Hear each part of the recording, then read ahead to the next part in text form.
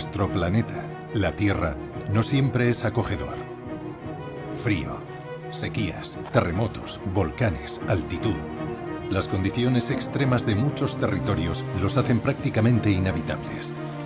Y sin embargo, los humanos han conseguido asentarse en ellos, como aquí, en Chile. Hoy la ciencia y la tecnología modernas nos pueden ayudar a lidiar con las fuerzas naturales y hasta usarlas en nuestro beneficio. El pueblo chileno se enfrenta en el norte al desierto más árido del mundo. Y a 3.500 kilómetros al sur, en la Patagonia, a la lluvia casi constante.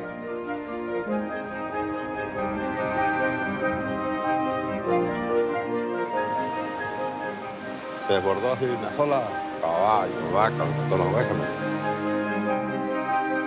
Yo tengo 2 horas de riego cada 24.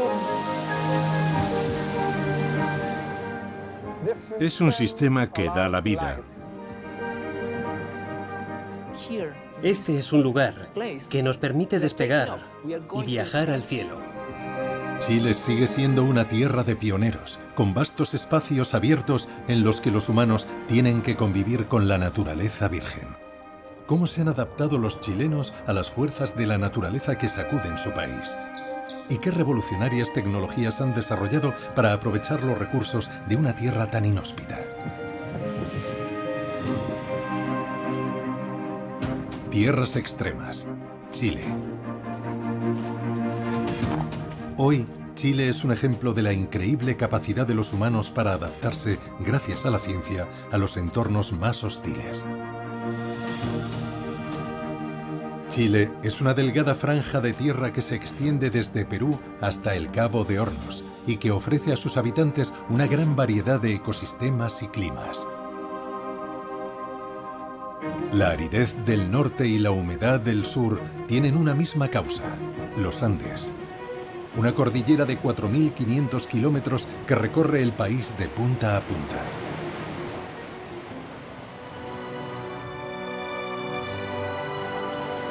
En el norte, Iquique es la mayor ciudad costera en el desierto de Atacama y presenta una sorprendente peculiaridad geológica que nos permite hacernos una idea de las fuerzas naturales que entran en juego en toda la costa chilena. Una inmensa duna en pleno corazón urbano.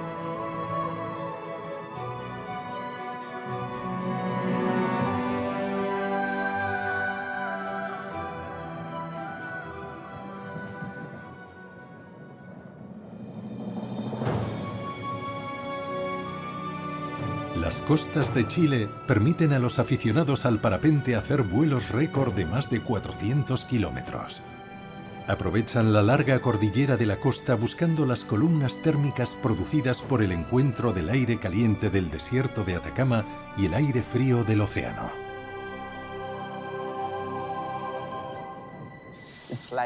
Se forma como un bloque de viento y humedad. La humedad termina aquí. Y luego, a partir de esas colinas, el aire del desierto está muy, muy seco.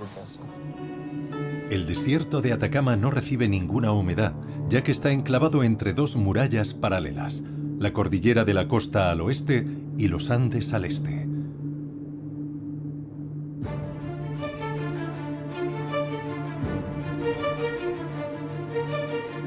La existencia de estas dos cordilleras paralelas se explica por la formación de Sudamérica. La corteza terrestre se resquebrajó y formó la placa continental sudamericana y la placa oceánica. Hace unos 90 millones de años, estas dos placas tectónicas colisionaron y la oceánica más pesada se deslizó por debajo de la plataforma continental. Los Andes emergieron verticalmente en el borde de la placa oceánica, a 200 kilómetros de la costa. Con sus picos de casi 7.000 metros de altitud, aíslan el desierto de Atacama de las nubes cargadas de humedad procedentes de Argentina. Pero aun en esta tierra tan extrema, la más árida del mundo, hay gente viviendo. La aridez del entorno explica la existencia de una asombrosa diversidad de estructuras geológicas. En otras partes, las lluvias erosionan y nivelan los paisajes, pero aquí el viento y la sal tienen rienda suelta para expresarse y esculpir siglo tras siglo el paisaje, creando verdaderas obras de arte naturales. Las precipitaciones de esta zona son de las más bajas del mundo, 0,5 milímetros de lluvia anuales. Cada metro cuadrado recibe medio litro de agua al año, una milésima parte de la media de Francia.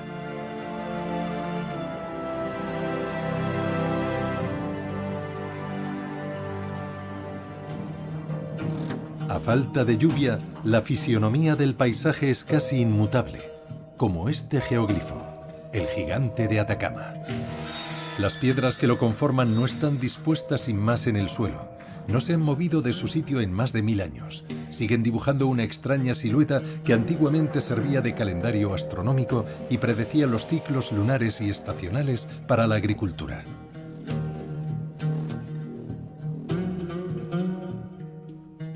Pero la aridez extrema del desierto de Atacama tiene un aspecto positivo para los científicos, y es que hay muy pocas gotas de agua en suspensión en el aire seco.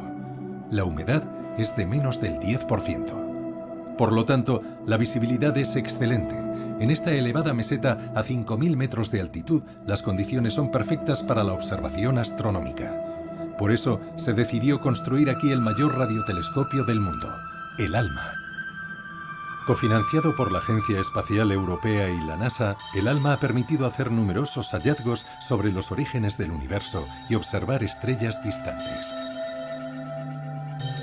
Es un instrumento de alta precisión. Gracias a su privilegiada situación geográfica, es 10 veces más potente que un telescopio espacial como el Hubble.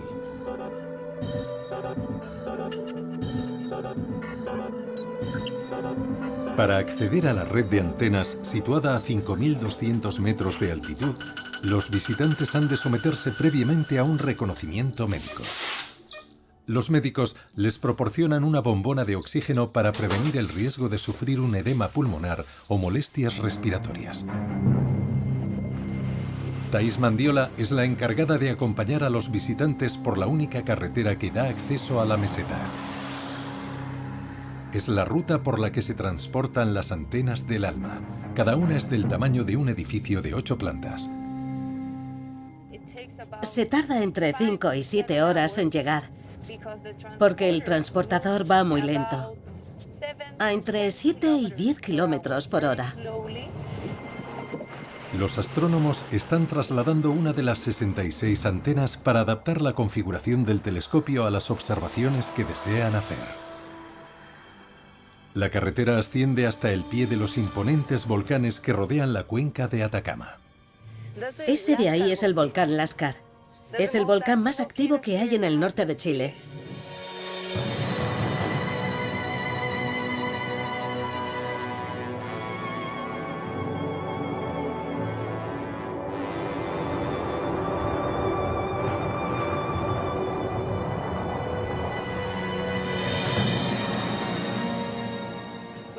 Todos los días se producen terremotos en la zona a causa de los volcanes, pero no son muy intensos. Atento, guardia control, móvil 27, no sé, kilómetro 21, sin novedad. Es solo una medida de seguridad. Hemos tenido ya accidentes por la altitud, por el mal de altura. Esto es una forma de asegurarnos de que los trabajadores que están usando estas carreteras se encuentran bien.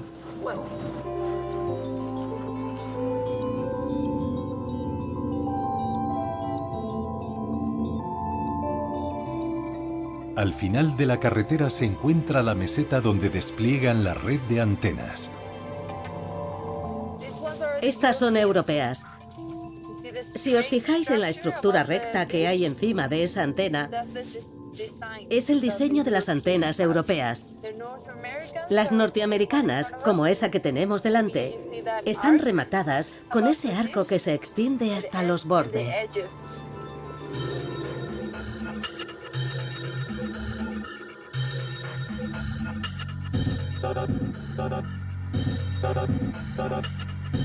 Están preparando una antena para su traslado.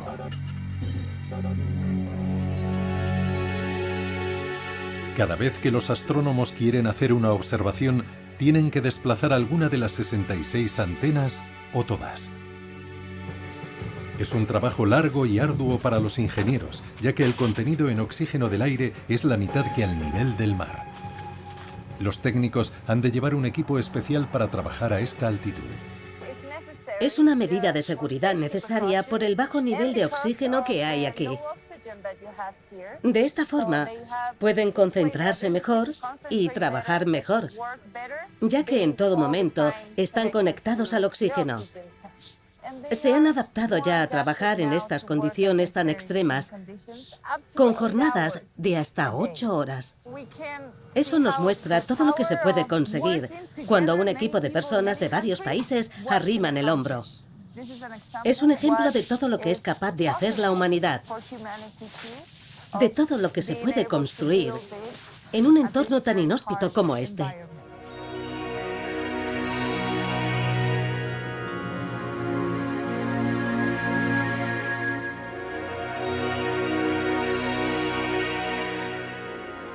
Los ingenieros supervisan la reconfiguración de las antenas desde un edificio presurizado. El astrónomo chileno Juan Rodrigo Cortés empezó a trabajar aquí en 2005 en los inicios del proyecto ALMA. La principal diferencia entre el ALMA y el resto de radiotelescopios es que no es un único telescopio, sino que son 66 telescopios coordinados. Es lo que se conoce como un interferómetro. Juntos forman un gran telescopio de 15 kilómetros de diámetro. Crear toda esta maquinaria y montarla aquí, a más de 5.000 metros de altitud, ha sido una proeza tecnológica. Se necesitaron tecnologías nuevas para construirlo. Las antenas, por ejemplo, son muy precisas. Estamos hablando de una precisión del orden de una quinta parte del grosor de un cabello humano. Aunque el ALMA se compone de varias antenas de 100 toneladas a 5.200 metros de altitud, es un instrumento muy flexible. Su diseño modular permite reconfigurarlo. En función de su posición, estas antenas nos permiten observar con precisión una pequeña zona del cielo o bien un área mucho más extensa con menos detalle. El ALMA es un observatorio singular. Gracias a las condiciones especiales del desierto de Atacama, los científicos han podido hacer numerosos descubrimientos sobre nuestros orígenes. Antes del ALMA, por ejemplo, no sabíamos que había muchas moléculas orgánicas alrededor de las estrellas. Ahora sabemos que el origen de la vida está en otras partes del universo, en todas partes. Y esto nos ayuda a entender un poco mejor por qué estamos aquí. O sea, que el ALMA nos revela todo un universo que antes no podíamos ver y que de hecho no veíamos. Y eso hace avanzar las fronteras de la ciencia, del conocimiento humano, más que ningún otro telescopio del mundo.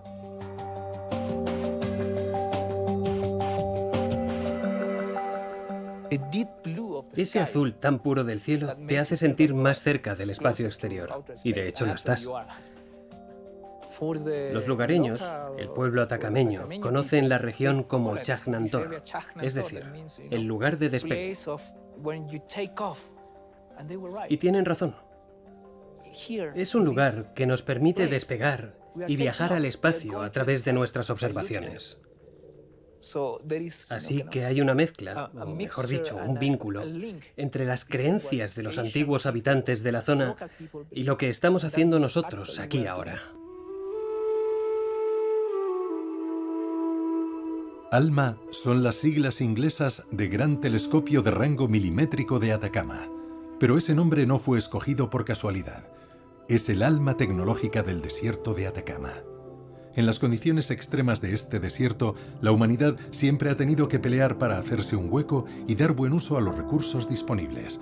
Durante casi 2000 años, el desierto de Atacama ha atraído a los humanos por su excepcional riqueza en minerales, primero el cobre y hoy las tierras raras, utilizadas en las tecnologías más punteras. Si estos minerales están presentes aquí, es porque la actividad volcánica los expulsó de las entrañas de la Tierra. La propia cordillera de los Andes se formó a raíz de un levantamiento tectónico en el borde de la placa oceánica. Es lo que se conoce como una zona de subducción. Se caracteriza por sus múltiples volcanes activos y su actividad geotérmica. Ramón Morales Balcázar es un ingeniero ambiental chileno que conoce bien este asombroso entorno. Estamos en los géiseres del Tatio, a 4.300 metros de altitud. Se trata de una zona de intensa actividad geotérmica. Es un lugar sagrado para la comunidad Likanantai y se ha venido usando con fines curativos. Por las mañanas el agua en estado sólido, o sea, en forma de hielo, se empieza a fundir. Y ese cambio de temperatura hace que el agua se infiltre por las grietas del suelo y entre en contacto con la roca caliente. Eso hace que entre en ebullición y aumente la presión, ya que el vapor de agua asciende y busca una vía de escape.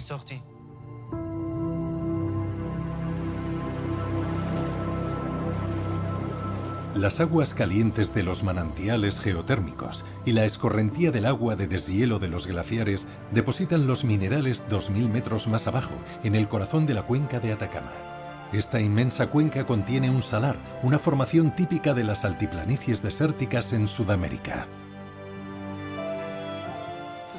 Este salar se formó hace unos 400.000 años, tras el deshielo de unos glaciares en los Andes.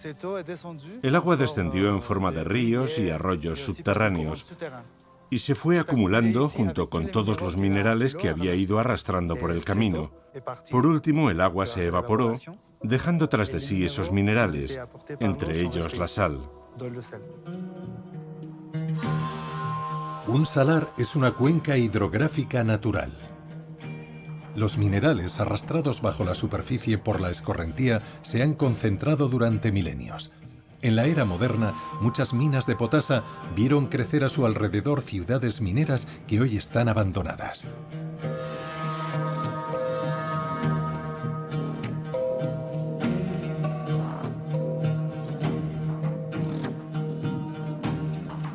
El desierto de Atacama encierra hoy un componente esencial de nuestras tecnologías modernas, pues tiene el mayor depósito de litio del mundo.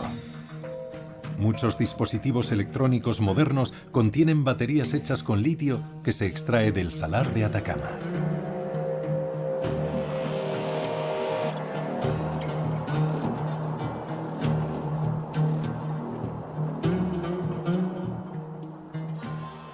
Estos minerales se han acumulado aquí y la vida se ha adaptado a su presencia. Es decir, que las plantas y los animales que viven en el salar se han adaptado a unas condiciones muy particulares. Para sobrevivir aquí, la vida tiene que debatirse con unas condiciones extremas. En el punto más bajo del salar brota agua salobre del subsuelo y se forman estas lagunas donde concurre la vida animal. A pesar de la alta salinidad del agua, se ha formado un frágil ecosistema que comprende desde bacterias hasta mamíferos como las vicuñas, unas primas de las llamas. Sin embargo, las condiciones son demasiado inhóspitas para los seres humanos. Durante 9.000 años, los humanos han vivido al pie de las montañas para sacar partido del agua de deshielo de los glaciares de los Andes.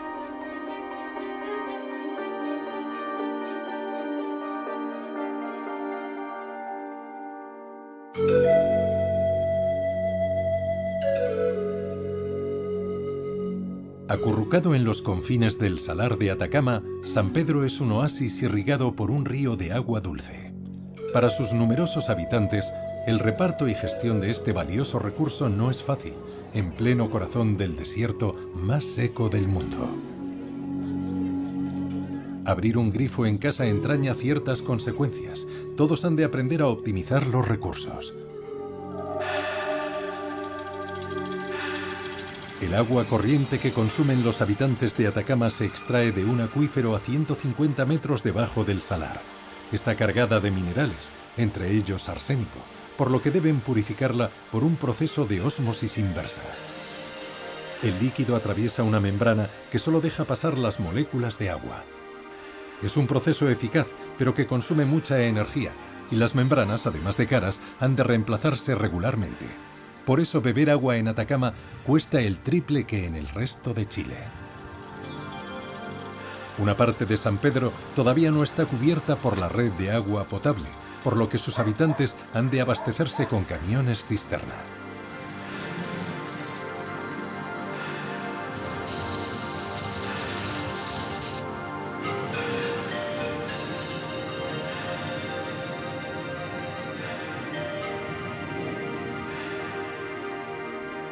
El agua de la irrigación agrícola procede del río. Se reparte a los habitantes de la región a través de una red centenaria de canales. Karen Luza dirige una de las asociaciones encargadas de repartir el agua en el corazón del desierto. El canal de irrigación de sus tierras empieza en su casa. Este es mi canal de riego. Lo que tengo que hacer yo es cerrar aquí, parar a mi vecino y entra el agua a mi tierra. Yo tengo 2 horas de riego cada 24 días. Nuestro maíz, que espera tanto tiempo por el riego, es muy fuerte para soportar a veces 24, a veces más días sin agua. Cuando por fin llega el agua, Karen ha de emplear una estrategia perfeccionada durante años para optimizar la irrigación de sus tierras. Primero correr, después usar mis herramientas para optimizar lo que más se pueda. Cuando abro acá hasta que llega al final de mi tierra, corro. Eso hago. El reparto del agua es un asunto crucial. La sociedad atacameña tradicional está estructurada alrededor de la gestión del agua. Deciden en asambleas cómo la distribuirán entre los habitantes y administran los canales colectivamente. Una vez al año, los hombres se reúnen para limpiar los canales obstruidos por el cieno de los Andes.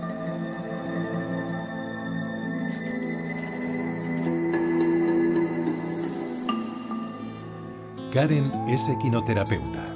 Utiliza sus caballos para tratar a niños con autismo. Cuando no sale agua del grifo, tiene que llevar a sus caballos a beber del río, pero ni siquiera allí está segura de encontrar agua. Hoy Karen no tiene agua. Sin embargo, las piscinas de los hoteles de la región están siempre llenas. El Salar y San Pedro atraen a turistas del mundo entero.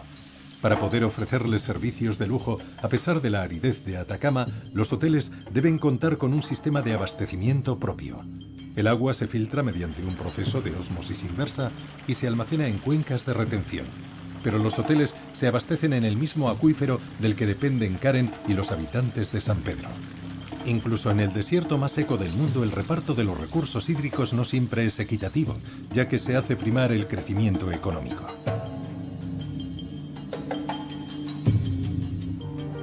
A 100 kilómetros de San Pedro, el paisaje ofrece un contraste sobrecogedor.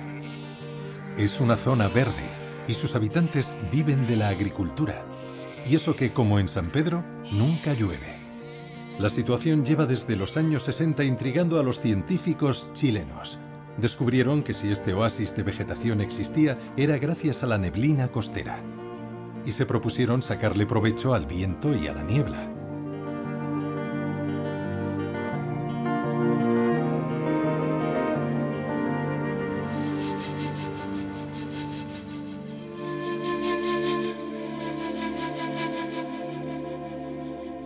Pablo Oses es climatólogo y sostiene que en un futuro cercano, marcado por la superpoblación y el cambio climático, tendremos que colonizar los desiertos. Para prepararse para ello, Pablo ha creado una base experimental en la cordillera de la costa, en los confines del desierto.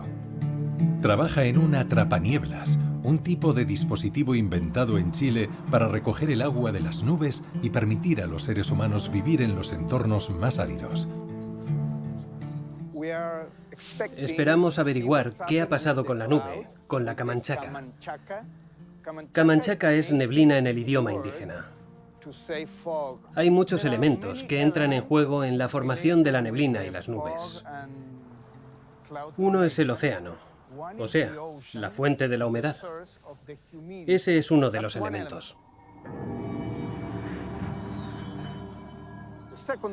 El segundo es la radiación del sol, que hace que se evapore el agua del océano.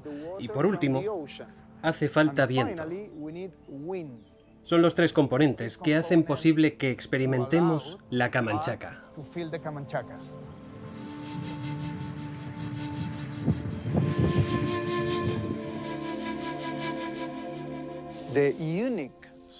La única fuente de agua aquí es la camanchaca, la neblina.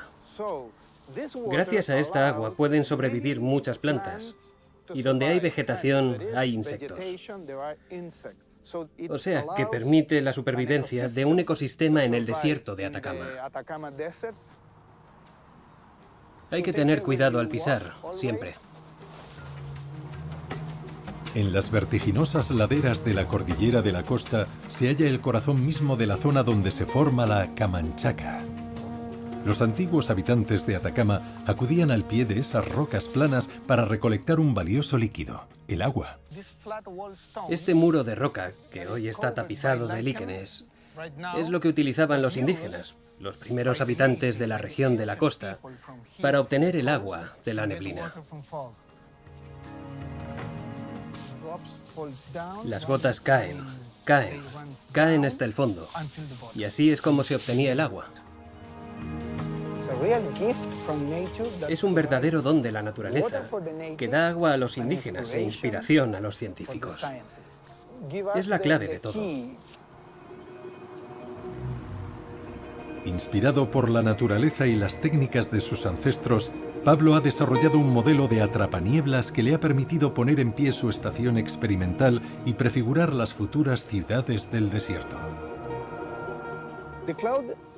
La nube se compone de miles y millones de minúsculas gotitas de agua. Las gotas se depositan en una malla y así, gota a gota, se forman gotas más gordas. El triángulo redirige las gotas pequeñas a este lado y esta parte también colabora. Es un sistema basado en la gravedad y las gotas caen en este abrevadero. Es un sistema muy básico. Esa es justo la idea, que sea un dispositivo sencillo, para que cualquier comunidad del mundo pueda crear sus propios atrapanieblas. La Camanchaca no ha llegado aún. Hay que esperar hasta la media tarde para que las condiciones meteorológicas sean las adecuadas para la aparición de la neblina.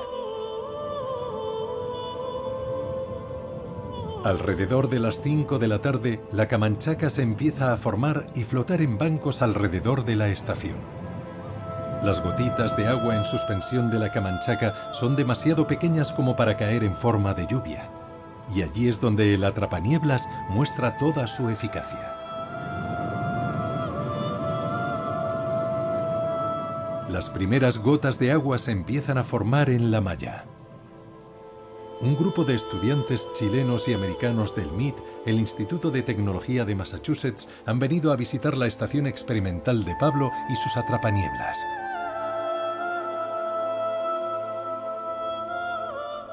Aquí está. ¿Lo veis?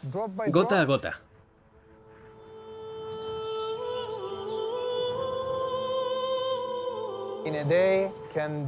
En un solo día se pueden recolectar hasta 350 litros, en 24 horas.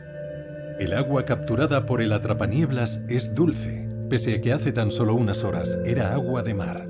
Se ha desalinizado tras su paso por las nubes. Pero aún así, antes de consumir el agua hay que filtrarla para eliminar el polvo atmosférico. Este sistema permitiría vivir y desarrollarse en las zonas más secas. Y digo vivir, no sobrevivir. Si lo que quieres es sobrevivir, te puedes traer una botella de agua. Pero con este dispositivo se puede vivir y desarrollar actividades en unas condiciones básicas, pero aceptables. Pablo espera que alguno de estos estudiantes continúe su labor y contribuya a la construcción de su ciudad del desierto. Los estudiantes chilenos vienen de la Universidad Católica del Norte, una institución a la vanguardia de la arquitectura y el diseño. El padre de los atrapanieblas, Carlos Espinosa, es de esta universidad. Este físico nuclear descubrió el dispositivo por pura casualidad en 1950 durante un paseo en el desierto. En su patio trasero, ensambla uno de sus asombrosos atrapanieblas en forma de diamante. Azul, roja, está bien. Entre dos pequeñas montañas tendimos un cable horizontal y la dejamos así entre dos montañas. Y cuando fuimos al día siguiente, estaba lleno el botellón con agua y no sabíamos de dónde venía el agua. la gota no viene para arriba y teníamos agua de primera calidad. Y era mucha la emoción. Nos pusimos a llorar ahí. Era para nosotros algo realmente inesperado. Carlos donó la patente de sus atrapanieblas a la UNESCO para que cualquiera, en cualquier parte del mundo, pudiera transformar la niebla en agua potable. Luego pasaría el resto de su vida perfeccionando esta estructura, llegando a crear unos modelos con volumen inspirados por los cristales a los que llamó macrodiamantes. En la frontera entre arte y ciencia, sus atrapanieblas se han expuesto incluso en el Palacio de Tokio de París. ¿Es Carlos Espinosa más un artista que un científico? No, ese es otro tipo de chifladura, porque ser científico bueno es muy absorbente. Esta fue una serendipity, le llaman los norteamericanos, casualidad, sin querer. La serendipity de la que habla Carlos se refiere a su descubrimiento casual. Tuvo la suerte de asistir a un fenómeno inesperado y lo transformó en innovación, igual que le pasó a Fleming con la penicilina. Y es que Chile, con la extrema diversidad de sus climas, ofrece a los científicos unas condiciones que se prestan a la serendipia.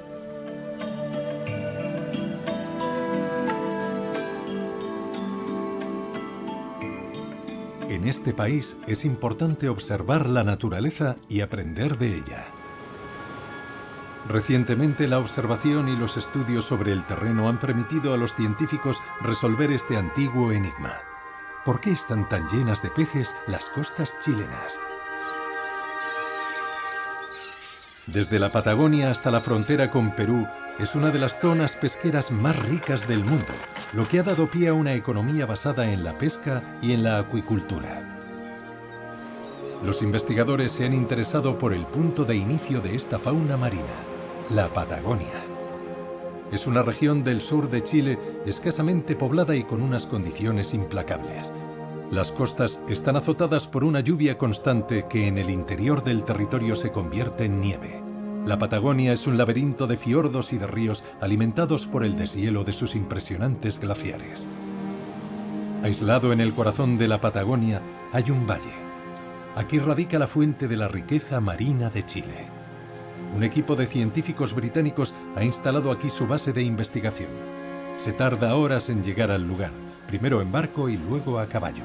En la zona no hay carreteras ni senderos.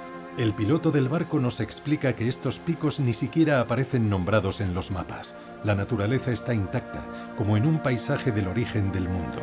Es el lugar ideal para estudiar ecosistemas todavía vírgenes. Don René se hace cargo de la logística del campamento de los científicos británicos. Han optado por un valle acotado por el enorme glaciar Stephen, de 30 kilómetros de largo. El mismo glaciar que al filo de los milenios ha esculpido el valle en toda su extensión. La vegetación es corta porque este valle es como un pasillo arrasado por los torrentes glaciares que lo barren todo a su paso.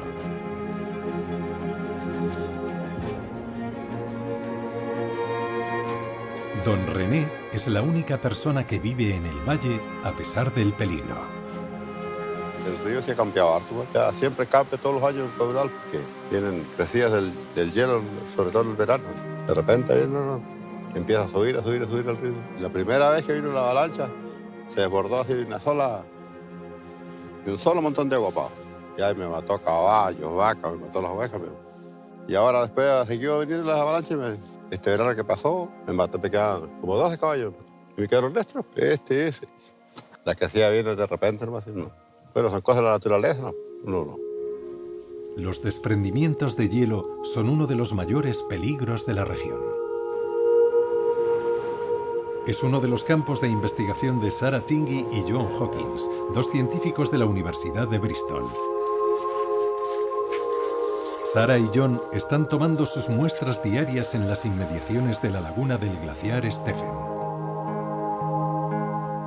Es su segunda campaña de investigación en este valle patagónico. Pasan 3 semanas en su campamento, construido en torno a un laboratorio de campo. Es muy importante tratar de mantenerlo todo lo más limpio posible. Es decir, tratar de reducir al mínimo la cantidad de polvo atmosférico presente en las muestras, en la cámara. Con estos filtros filtramos las partículas del agua. La harina glaciar es lo que le da ese color lechoso al agua.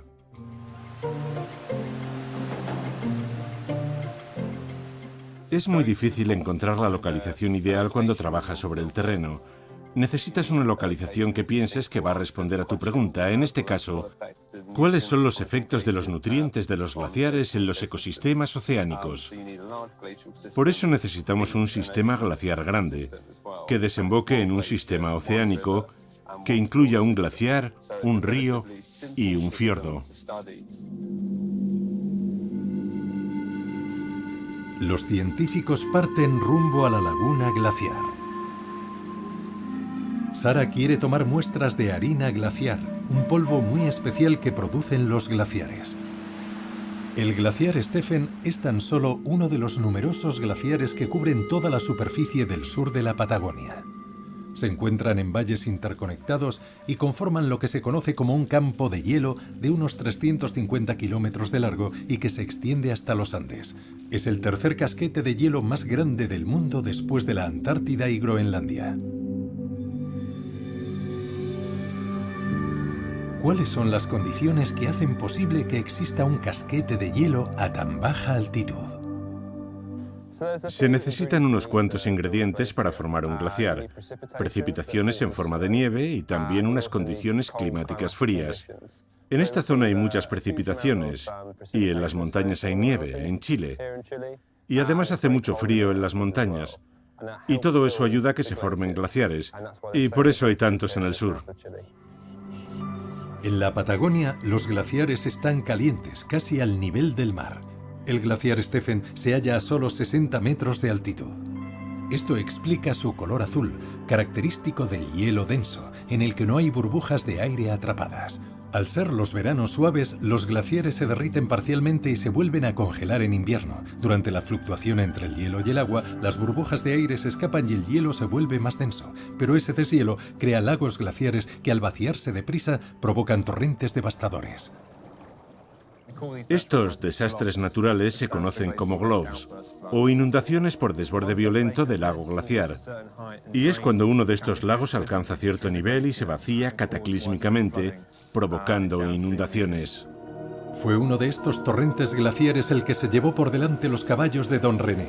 Los valles son como pasillos que amplifican el efecto destructor de las inundaciones por desborde violento. El río que estamos estudiando sube cerca de 8 metros en 24 horas cuando se producen estas inundaciones por desborde violento. Y eso es un caos para los ganaderos que viven río abajo con su ganado. Es muy difícil predecir estos fenómenos con precisión. Por eso en la Universidad de Bristol estamos desarrollando unos sensores que nos darían información en vivo del nivel del agua. Las inundaciones por desborde violento son portadoras de harina glaciar, un fenómeno que estudia Sara.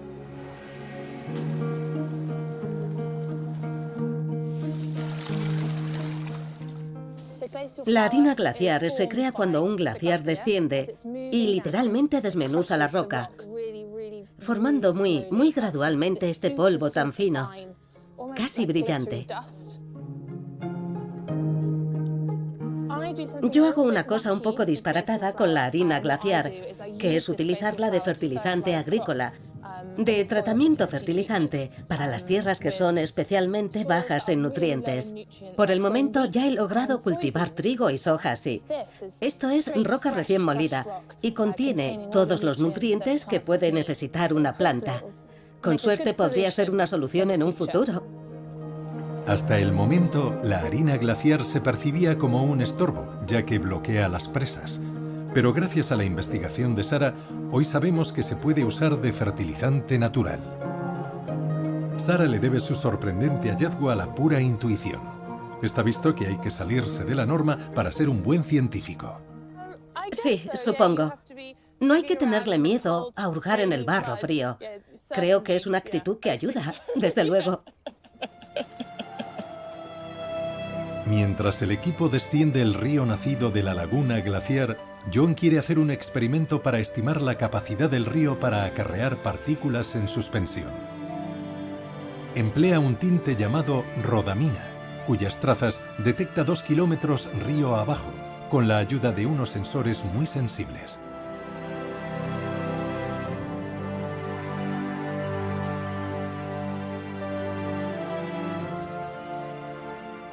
Los ríos de agua de deshielo son muy turbulentos, muy activos. Contienen mucha harina glaciar y salta a la vista lo turbulentas y rápidas que son estas aguas.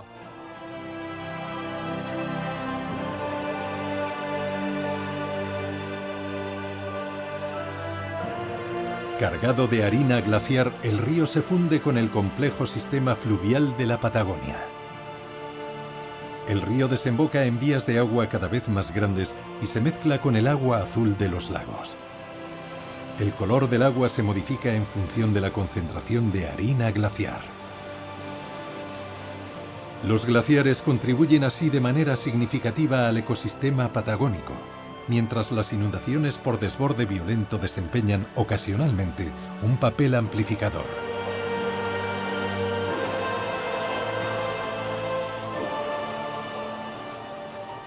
Camilo es un glaciólogo chileno que ha explorado ya muchas veces el inmenso campo de hielo patagónico. Se dispone a cruzarlo de este a oeste en una expedición de 3 semanas totalmente autónoma. Su objetivo es investigar sobre el terreno las interacciones entre los glaciares y los ríos. Lo que vemos en la Patagonia, con los glaciares y los volcanes, es que un año todo puede quedar destruido a raíz de un desastre natural. Pero 20 años más tarde, cuando vuelves, te encuentras con un bosque floreciente. Es el ciclo de la vida en estado puro. Y todos los nutrientes que se desprenden de las rocas y que se vierten en el océano con el agua de los glaciares tienen un papel importante a cientos y miles de kilómetros de su lugar de origen para producir plancton y sustentar toda la cadena alimentaria, desde las algas microscópicas hasta las ballenas que viven en este fiordo y que se alimentan de ellas.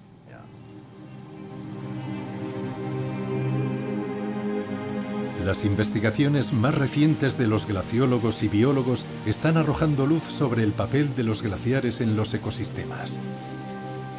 Pero ¿cómo puede ser que un fino polvo de roca sea el punto de partida de las cadenas alimentarias oceánicas? La respuesta estriba en esta inmensa bahía, la bahía de Tortel.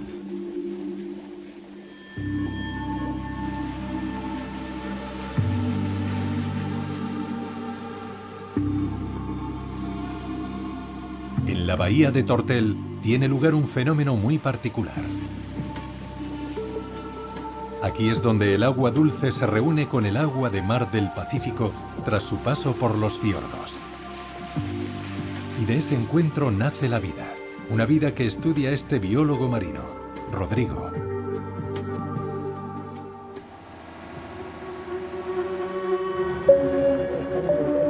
A 26 metros, la red alcanza una capa de agua salada del Pacífico. El agua dulce de los glaciares se mantiene en la superficie mientras los nutrientes descienden gradualmente a la capa de agua de mar. Tiene gran cantidad de sedimento y es muy rica principalmente en silicatos. Y el sílice, bueno, es un nutriente importante para el fitoplancton.